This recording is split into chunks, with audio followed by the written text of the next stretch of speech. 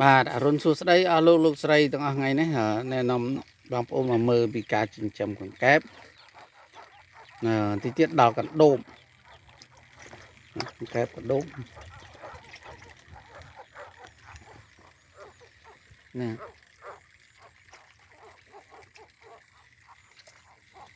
ការចិញ្ចឹមកង្កែបនេះបងប្អូនចង់មកមើលបានណានៅភូមិបឹងវាលឃុំណោតជុំទឹកកកខេត្តពោធិ៍សាត់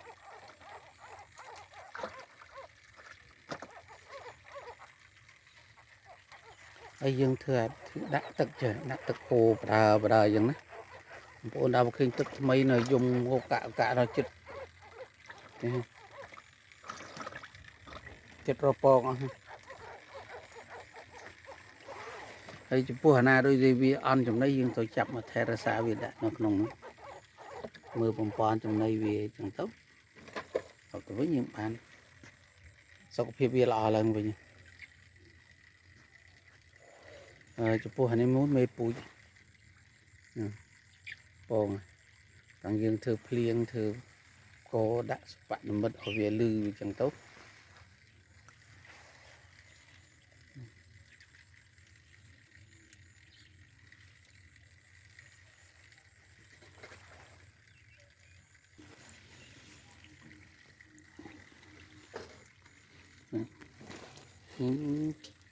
រពងនេះរពង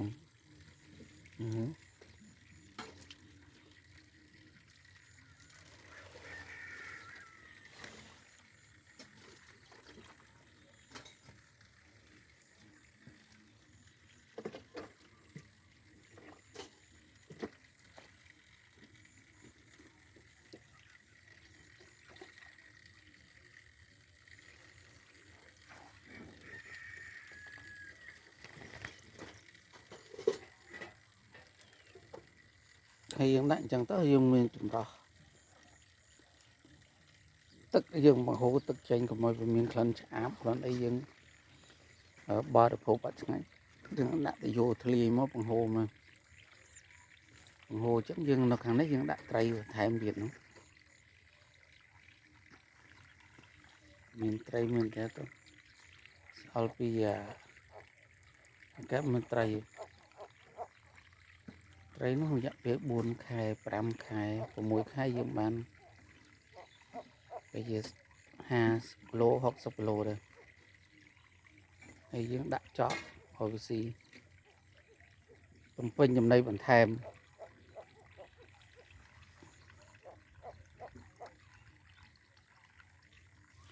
ផ្នែកខាងនេះយើង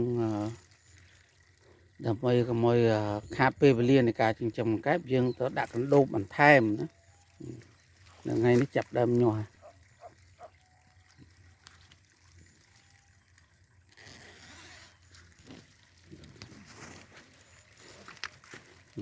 ឃើញនេះញាស់អានេះតែមួយខែជាងយើងអាចប្រមូលផលបានបងប្អូនមានដីទលាយខាងក្រោយផ្ទះអីណាមានស្លឹកចេកស្លឹកអំពៅស្មៅអីផ្សេងដាក់បានអញ្ចឹងអត់មានប្របាក់អស់អាហារគីឡូអី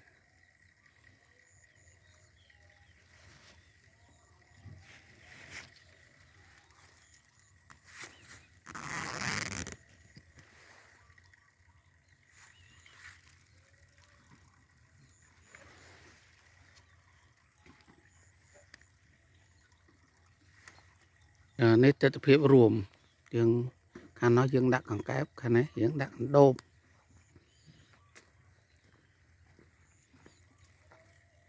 អានេះដីទីធ្លាក្រោយផ្ទះណា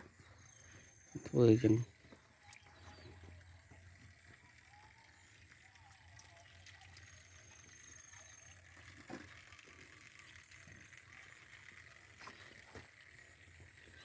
នេះធ្វើទឹកតែមួយយើងអាចដាក់កង្កែបផងត្រីផងធុងទឹក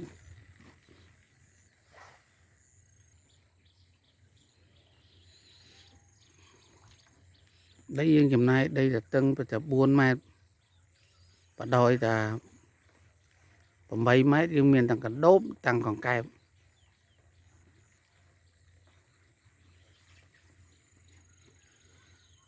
អរគុណសូមជម្រាបលាបងប្អូនសុខសប្បាយទាំងអស់គ្នាជូនពរឆ្នាំថ្មីឆ្នាំ2026